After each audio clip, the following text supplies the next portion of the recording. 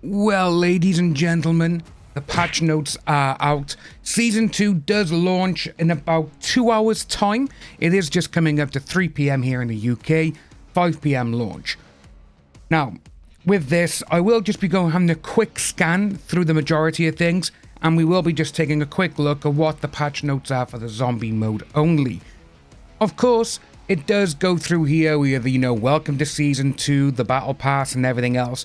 And this is what we're supposedly getting with the entirety of Season 2. And supposedly as well, it's been leaked that Season 2 only lasts for 51 days. So it ends in the middle to late March. But as you can see there, we've got the new weapons and everything else. There's a Terminator bundle, there's a Terminator event, and obviously new multiplayer maps by here going through it. Obviously, one of the big things is that the PPSH is back. I absolutely loved this gun.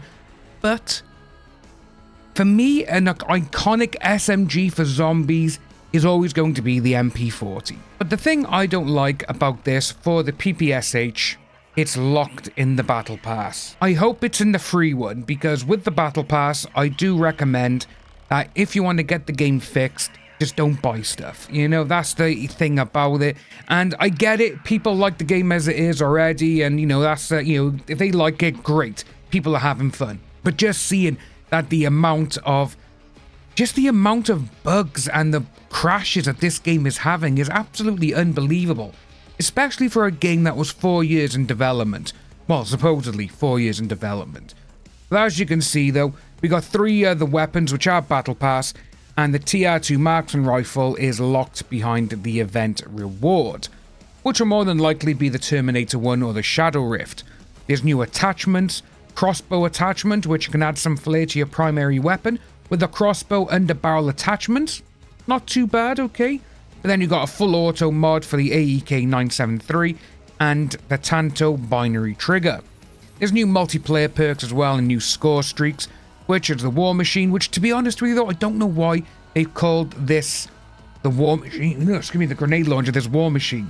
Because the War Machine to everyone else is and always will be the minigun. But obviously the new zombie map, which I cannot wait to play, the Tomb.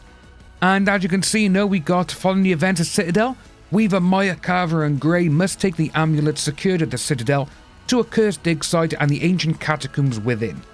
Professor Kraft indicated that the elusive Sentinel artifact may be found in the tunnels below, which I am really looking forward to this map, I really am, and I will be on it as soon as it goes live.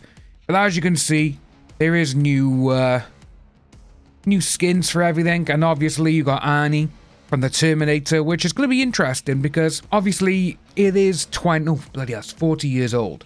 41, because it came out in 1984, I believe. But these are the ones obviously you got the Vortex, the Nocturne, and the Terminator. Bundle Crimson 1 in season. So we'll see how that goes. The new event, the Terminator, which you got to collect skulls to unlock rewards. Skulls are earned via eliminations in multiplayer and zombies, and by eliminating players and opening caches in Call of Duty Warzone. So it's just how it always is, always has been. Then it goes to global, then multiplayer, but we're here for the zombies. So, as you can see, Citadel has got a lot of stuff which has been addressed and looked into, which to be honest with you, I'm more than happy with that. Because there's been so many crashes, so many bugs, so many things happening to players when it's not meant to be going on. The Citadel, they've addressed the server stability issue that could occur when zombies continue to spawn when no players are present during an active incantation ritual. A rare issue where players could be downed during the main quest outro. I haven't seen that, but that is absolutely insane that is happening. Just an issue where the Guardian could get stuck between phases longer than intended. Yeah, this one has been bugging me. 3rd or 4th time I actually faced the Guardian. Me and my boys, we were going through it and literally he just stood there. And we thought it was because, someone popped a gobble gun, but it wasn't. It wasn't that trick. And he just stayed there. We were just like, what's going on? We were going around and obviously there was ammo caches around, but literally in the end, we were getting downed because we couldn't do anything. And I'm glad to see that they've done that. They've addressed an invulnerability exploit when using nowhere but there, addressed an issue where the Mystic Orb could be placed again after opening the secret study, Disable the option to fast travel when voting to final encounter to prevent players from getting stuck, okay. Addressed an issue where loading a save after opening the castle doors would repair some environmental damage caused by the cannons. With that there, I've actually experienced that when I've done it and I've run around and I've used the portal from down in the bar to come back up into the castle, it crumbles again. And I'm like, why is that crumbling again? It's been open for like an hour. But they're looking into things like that, which is good. They've also addressed some more locations in the dungeon where the lightning rod dropped by the zombie carrying it could be unreachable. Okay, that's a good one, because that is still going on. But they actually said in the last patch note that they've updated that and it's still going on. So, who knows if they're telling the truth or if they're just putting things out there to be like, oh yeah, we've addressed it, but we haven't. Just to keep people from going, well, this hasn't been addressed. They've addressed an issue where the welding torch could clip into the nearby crate. An issue where being hit by the cannon could activate the Dying Wish augment. Okay, I didn't even know that one. Address an issue where vermin would continue to spawn each round if the player had gone down during Maya's Revenge quest. An issue that prevented Maya's Revenge quest from ending, where player uses the Nowhere But There gobblegum to exit the event. Address an issue when interacting with the radio then dying would prevent entry into Maya's Revenge side quest, okay. Craft will no longer have a blood effect when being punched with melee macchiato. Didn't even know people could do that. But that's interesting to see. But obviously, as you can see, they've addressed an issue causing the Compact 92 wall bind track be offset. Visual issues when looking at the tavern windows. Visual issues when on the ramparts. Improved lighting near Juggernog to avoid a tripping hazard. Okay. Addressed an issue where players could get stuck getting through the east entrance. Okay. And as you can see, it's through other ones where they're getting stuck climbing through railings and everything else. Training course. Addressed an issue where players could not buy a weapon a second time at Station 5, okay. Armor will now be reset when starting Station 5 to prevent the player from being blocked from continuing if they had already purchased Tier 2 armor. Okay. And it's interesting to see that Terminus and Liberty Falls are still having issues. But as you can see by here, these are the ones that they're going through. And to be honest with you, they're ones that just quality of life by the looks of things. Now, this is where it's going to get a little bit, oh god, you know, for people who want to grind camos. Directed mode has been one of the best modes if you want to do a camo grind and just get up there, get them all, without going into all these matches trying to get 2,000 headshots on each gun when there are tricks around it, you know. But by here, directed, they've addressed an issue where the crafting table menu could remain open when dying at round cap. Automatic exfil will now begin after the current round ends instead of immediately. And by here, automatic exfil has been adjusted to trigger after 6 hours instead of 5.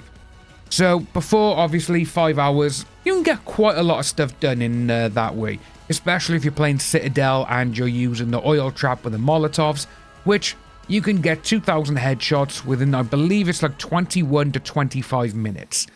Obviously, you can get quite a number of guns done in that way. But seeing that that there is a trigger now that is going to end the game after 6 hours, come on guys, just take it off. Just take the timer off. People want to go in there, and if they haven't done the camos, it's an easy way for them to get it done. But then you can see there's general playlist updates. Close an exploit where disconnecting right as the player died would keep their saved game. And an issue where joining after being kicked for AFK could give the player 2 of the same gobblegum. And you also got a few things now for weapons and everything else, but you also got perks, where the Ether Shroud has been adjusted, the Ether Dash augment to prevent players from being stuck in unintended locations. If you use it on Citadel, you can actually go into one of the walls underneath in the pool area where you do the Raven incantation. PhD Flopper, they've improved the slider to work with omnidirectional slides. Good. Obviously, omni movement has been a big thing for this game. A lot of people like it. A lot of people are like, it's alright. But they're like, no, we don't need it in the game. With this, in Zombies, I think omni movement is absolutely spectacular. Because you can slide every single direction. You can jump backwards. You can shoot backwards when you're jumping and everything else. It's just, it's a chef's kiss. I keep saying it in the other videos as well. I really do think that Zombies was the only mode that got the full love and attention of the Treyarch team in this 4-year cycle. I really do, because they have worked on everything to make the zombies mode just awesome. Still not the best one, though. Not the best one. That is still, to me, that is always going to be Black Ops 3. That's when just everything just clicked, you know? Now we got the field upgrades. Tesla Storm and Static Discharge. They've addressed an issue where kills from Static Discharge would not award essence to the player. And as you can see, we got the score streaks now. Chopper Gunner, the issue where the player could continue to shoot the Chopper Gunner weapon after the streak has ended. That was the glitch, obviously for God mode and everything else. Hand Cannon, an issue where attempting to pick up an ether tool while wielding a hand cannon would consume the ether tool without applying it to a weapon. Well, yeah, it's the hand cannon, it's not going to take anything. But now you've got the loot and the enemies and the activities and the gobblegums, where, again, some of these are good, but it's like, come on, you know, it's like these issues should not be happening. I will leave a link below for everyone if you want to see the full list, but gobblegums, you know, Dead Drop, Modified Chaos, and Quacknarok are now available via in-game gobblegum drops and the Season 2 Battle Pass. Out of all of them, Modified Chaos is the one I'm looking forward to the most. They address an issue where restocked gobblegums will not be immediately available. Address an issue where the exit strategy gobblegum will not be usable when the exfil radio is present. Yes, thank God! So that has been one of my biggest gripes with me and my boys when we're playing the game. We've been trying to get to like around 50, 55, 60, going up. And sometimes we're like, right, we gotta get out, we got stuff to do. And we would try and do it, but if the radio was ready, it'd be like, oh, no, we can't do it. Which I kind of understand, because it's there. You can just press the button for exfil. But they've addressed that now, and I'm actually happy to see it. And they've also addressed an exploit that allowed players to keep timer-based gobblegums after they have been consumed. Obviously, challenges as well, where they've done a few things there, but for me, the biggest thing that I like is that we can finally keep track of all the challenges that we're doing. That has been missing, and it should have been in-game from day one. It really should have. But they've done a few challenges there, and the user interface, there's a lot of stuff going on which you can see, but for me, the main one is the fixing of the Guardian and the gobblegums, and basically just like the perks. I am really happy with this update, because it does seem to be they've addressed quite a lot of stuff, and I am really happy about that. But we will see how this goes. Let us know down below when if you see this before or after Season 2 has dropped. What do you think of it? Let us know, and I will see you soon.